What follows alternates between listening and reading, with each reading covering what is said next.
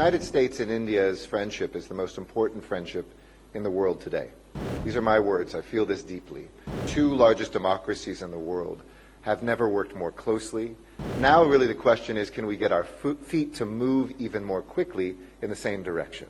As I've said, it's not just the U.S. plus India. It's not an additive relationship.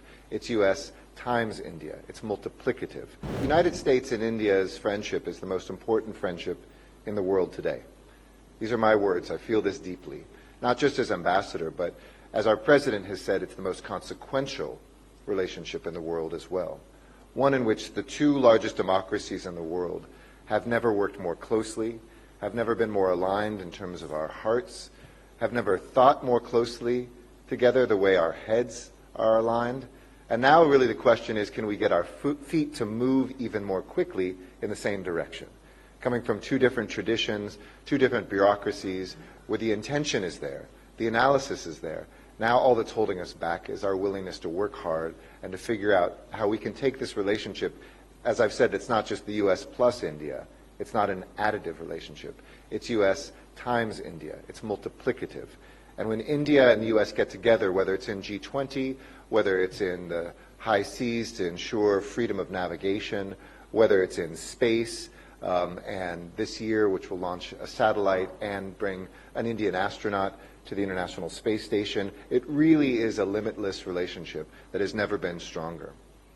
But I come to you today as, yes, a former politician, a current diplomat, but also, I hope, with a slightly different hat than sometimes either diplomats or politicians wear, which is as an experienced practitioner in the field of running a utility and ensuring that electricity works for a large population.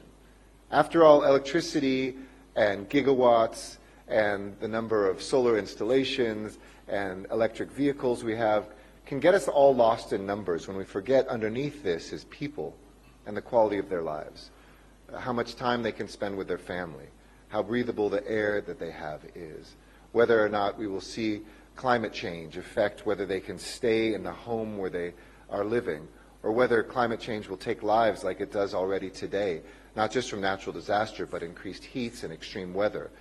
So remember that this talk is not just about policy. It's not just about rupees and dollars and investments. It's really about people. And I want to thank Nivedita and also US ISPF, who's been an extraordinary partner in building this bridge between people on both sides of the Indo-Pacific, one that has been strengthened by student exchanges, by co-investments and developments in the private sector. By now, at the government level, our leaders that have never had two closer U.S.-Indian leaders than we have right now with this Prime Minister and this President, but also those who work under them, doing the hard work. When we had the state visit last year, which was a great success, people who were veterans of state visits say, if you have 5 to 10 things that you also agree on to further during those state visits, that's considered a success. We had 173 different deliverables that were a part of that.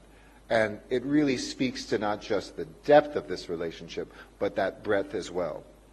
So we know, one last thank you I want to give is to the Indian government too, which has really been an extraordinary partner, whether it is in the ministers themselves who I've worked with in petroleum and oil and renewable energy and electricity, or whether it's looking at job training and skilling in this sector so that we can look at transitions that keep people or even expand employment opportunities and prosperity for folks. I've had some of the smartest people I've ever worked with inside Indian government really teaching me as much as we bring to the table. And certainly the United States mission here in India doesn't come to teach and preach. We come here to listen and to learn, and then to co-partner on ways that together we can take this forward in our nations and around the world.